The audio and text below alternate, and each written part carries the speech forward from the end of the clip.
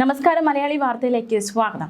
ആലപ്പുഴയിലെ രക്ഷാപ്രവർത്തന കേസ്, അതായത് ഗൺമാൻമാർ, മുൻ മുഖ്യമന്ത്രി പിണറായി വിജയന്റെ ഗൺമാൻമാർ യൂത്ത് കോൺഗ്രസ് പ്രവർത്തകരെ ആക്രമിച്ച സംഭവവുമായി ബന്ധപ്പെട്ട് നിർണായകമായ വിവരങ്ങൾ പുറത്തുവരികയാണ്. ഈ കേസ് അട്ടിമറിച്ച സംഭവത്തിൽ ADGP MR അജിത് കുമാറിനെതിരെ DGP തലത്തിലുള്ള ഉന്നത അന്വേഷണത്തിന് സാധ്യത എന്ന ഏറ്റവും പ്രധാനപ്പെട്ട വിവരമാണ് പുറത്തുവരുന്നത്. കേസ് അന്വേഷണത്തിൽ വലിയ രീതിയിലുള്ള അട്ടിമറി നടന്നതായി പ്രത്യേക അന്വേഷണ സംഘം കണ്ടെത്തി.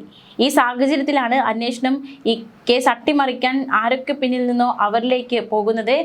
SIT തലവൻ SP ഷൗക്കത്ത് അലിയാണ്. അദ്ദേഹം ഇത് സംബന്ധിച്ച് അന്തിമ റിപ്പോർട്ട് സമർപ്പിച്ചു. സംസ്ഥാന പോലീസ് മേധാവിക്കാണ് ഈ റിപ്പോർട്ട് നേരിട്ട് കൈമാറിയത്. റിപ്പോർട്ടിൽ MR അജിത് കുമാറിനെതിരെ വ്യക്തമായ തെളിവുകളും സംശയങ്ങളും അടക്കം രേഖപ്പെടുത്തിക്കൊണ്ടുള്ള റിപ്പോർട്ടാണ് സമർപ്പിച്ചിരിക്കുന്നത്. പക്ഷേ തുടർ നടപടികൾ ഇതിൽ ശുപാർശ ചെയ്തിട്ടില്ല. ഇക്കാര്യത്തിൽ സർക്കാർ ഉടൻ തന്നെ നിർണായക തീരുമാനമെടുക്കും. പിണറായി വിജയൻ മുഖ്യമന്ത്രിയായിരിക്കെ നടത്തിയ നവകേരള യാത്രയ്ക്കിടെ പ്രതിഷേധിച്ച KSU യൂത്ത് കോൺഗ്രസ് പ്രവർത്തകരെ മുഖ്യമന്ത്രിയുടെ സുരക്ഷാ ഉദ്യോഗസ്ഥർ മർദ്ദിച്ച കേസിൽ ADGPയുടെ നേതൃത്വത്തിൽ അട്ടിമറി നടന്നുവെന്നാണ് കണ്ടെത്തൽ. കേസ് അന്വേഷിച്ചിരുന്ന ആദ്യ ഉദ്യോഗസ്ഥരെ ADGPയുടെ ഓഫീസിലേക്ക് വിളിച്ചു വരുത്തി കേസ് ഡയറിയിൽ തിരുത്തലുകൾ വരുത്തിയെന്ന് മുൻ അന്വേഷണ സംഘം SITക്ക് മൊഴി നൽകി.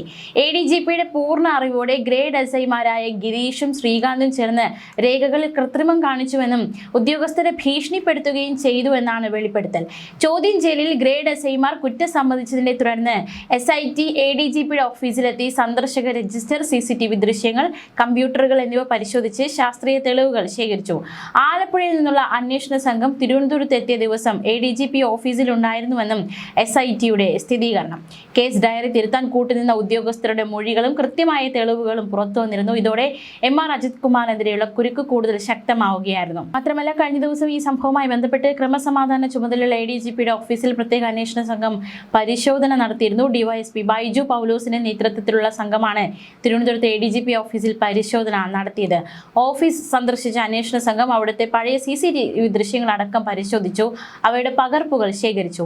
അന്നത്തെ ക്രമസമാധാന ചുമതലയുണ്ടായിരുന്ന MR അജിത് കുമാറിനെതിരെ കിട്ടിയ മൊഴികളുടെ അടിസ്ഥാനത്തിലായിരുന്നു ഈ നടപടി സ്വീകരിച്ചത്. ഇതിനു പുറമെ സന്ദർശക രജിസ്റ്ററും സംഘം വിശദമായി പരിശോധിച്ചു. വിവാദമായ ലാത്തി ചാർജ് സംബന്ധിച്ച പരാതികൾ അന്വേഷിച്ച ഉദ്യോഗസ്ഥർ ADGPയുടെ ഓഫീസിൽ എത്തിയിരുന്നോ എന്ന് കണ്ടെത്താനായിരുന്നു പ്രധാനമായും ശ്രമിച്ചത്. ഇതിനോടനുബന്ധിച്ച് ഉദ്യോഗസ്ഥർ താമസിച്ചിരുന്ന പോലീസ് ക്ലബിലും പരിശോധന നടത്തി. കോടതിയിൽ റിപ്പോർട്ട് സമർപ്പിക്കുന്നതിന് മുമ്പായി അന്വേഷണ ഉദ്യോഗസ്ഥരെ തിരുവനന്തപുരത്തേക്ക് വിളിച്ചു വരുത്തി കേസ് ഡയറിയിൽ മാറ്റങ്ങൾ വരുത്തിയെന്നാണ് പുറത്തുവരുന്ന വിവരം. മർദ്ദനത്തിന്റെ ദൃശ്യങ്ങൾ ലഭ്യമായിരുന്നിട്ടും അവ കണ്ടിട്ടില്ലെന്ന് രേഖപ്പെടുത്താൻ ADGP സമ്മർദ്ദം ചെലുത്തിയെന്നും അന്വേഷണ സംഘത്തിന് മൊഴി കിട്ടി. ഈ കാര്യങ്ങളിൽ വ്യക്തത വരുത്തുന്നതിനാണ് പ്രത്യേക അന്വേഷണ സംഘം ADGPയുടെ ഓഫീസിൽ പരിശോധന നടത്തിയത്. എന്തായാലും നേതാക്കളെ മർദ്ദിച്ച സംഭവത്തിൽ കേസ് എടുക്കണമെന്ന റിപ്പോർട്ട് തിരുത്തി വർദ്ധിച്ചെന്ന കേസ് നിലനിൽക്കുന്ന റഫർ റിപ്പോർട്ടാണ് ആദ്യ അന്വേഷണ സംഘം കോടതിയിൽ സമർപ്പിച്ചതെന്നാണ് കണ്ടെത്തൽ.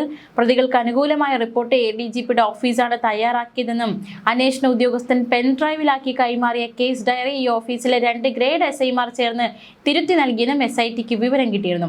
ADGP MR അജിത് കുമാറിന്റെ നിർദ്ദേശപ്രകാരമാണ് ഇതെല്ലാം ചെയ്തതെന്ന് ഈ ഗ്രേഡ് SIമാർ SITക്ക് മൊഴി നൽകുകയും ചെയ്തു.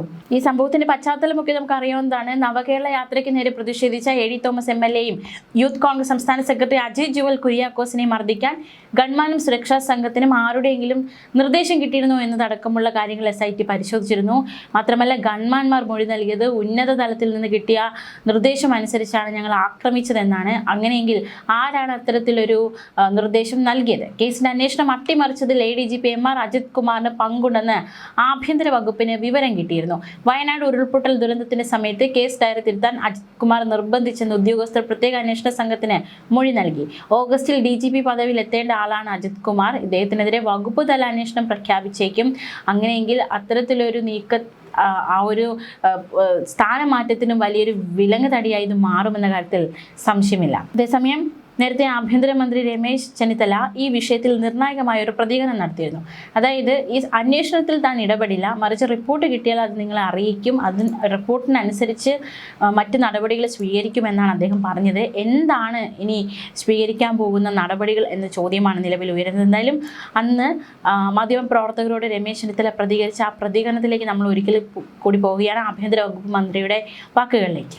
അത് വരട്ടെ. അതിപ്പോ എനിക്ക് അന്വേഷണത്തിൽ ഞാൻ ഇടപെടാറില്ലല്ലോ. അത് പോലീസ് അന്വേഷിച്ചിട്ട് അവർ റിപ്പോർട്ട് തരുമ്പോഴല്ലേ നമ്മളൊക്കെ അറിയാൻ കഴിയുന്നത്. അതറിയില്ല. അത് ഒരു SIT രൂപീകരിച്ചാൽ അവരെന്തെല്ലാം ചെയ്യുന്നതെന്നൊന്നും ഞാൻ അന്വേഷിക്കാൻ പാടില്ലാത്ത കാര്യമാണ്. I should not interfere into their freedom. ഒരിക്കലും പാടില്ലാത്തതാണ്. ഒരു ആഭ്യന്തരമന്ത്രിയും ചെയ്യാൻ പാടില്ലാത്തതാണ്. അത് അവർക്ക് സ്വതന്ത്രമായി അന്വേഷിക്കാം. സ്വതന്ത്രമായി അന്വേഷിച്ച് റിപ്പോർട്ട് തരുമ്പോൾ ആ റിപ്പോർട്ടിൽ നിങ്ങളെ അറിയും.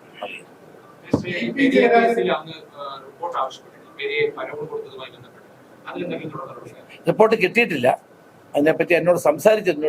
അന്നത്തെ ജയിൽ DGP സംസാരിച്ചിരുന്നു. അദ്ദേഹം എന്നോട് പറഞ്ഞതിന്റെ കാര്യം റിപ്പോർട്ടായിട്ട് അതല്ല, വാക്കാൽ പറഞ്ഞത് കോടതി ഇടപെട്ടാണ് പരോൾ കൊടുത്തത്.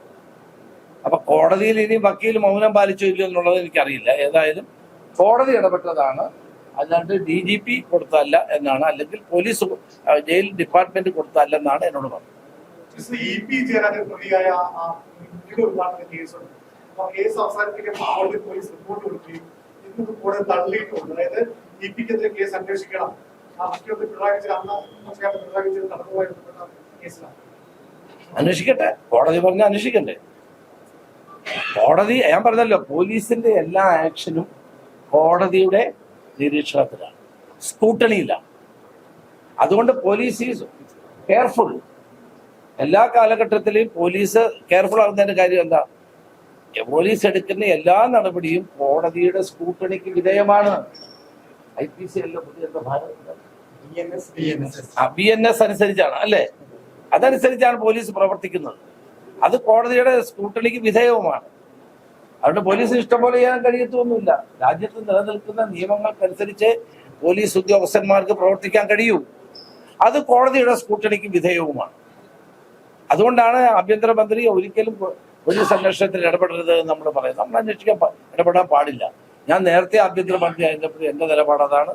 പോലീസിന് അതിന്റെ ഫ്രീഡം കൊടുക്കണം. അവർ നിയമപരമായി ചെയ്യുന്നില്ല എങ്കിൽ ഇടപെടാം. നിങ്ങൾ നിയമത്തിൽ വിട്ട് ചെയ്യാൻ പാടില്ലെന്ന് പറയാം. അല്ലാണ്ട് ഏതെങ്കിലും ഒരു കേസിലെ അന്വേഷണത്തെ ഒരു കാരണവശാലും അന്വേഷണത്തിൽ ഇടപെടാൻ പാടുള്ളതല്ല.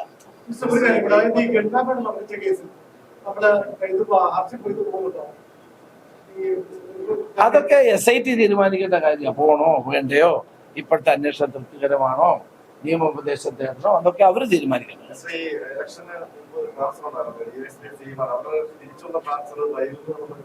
ഏതാ അല്ല അവിടെ ചെയ്യും.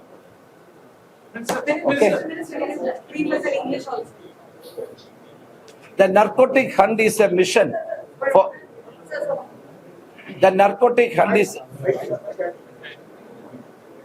കുഴപ്പമില്ല, ഇവിടെ വെച്ചാൽ മതി.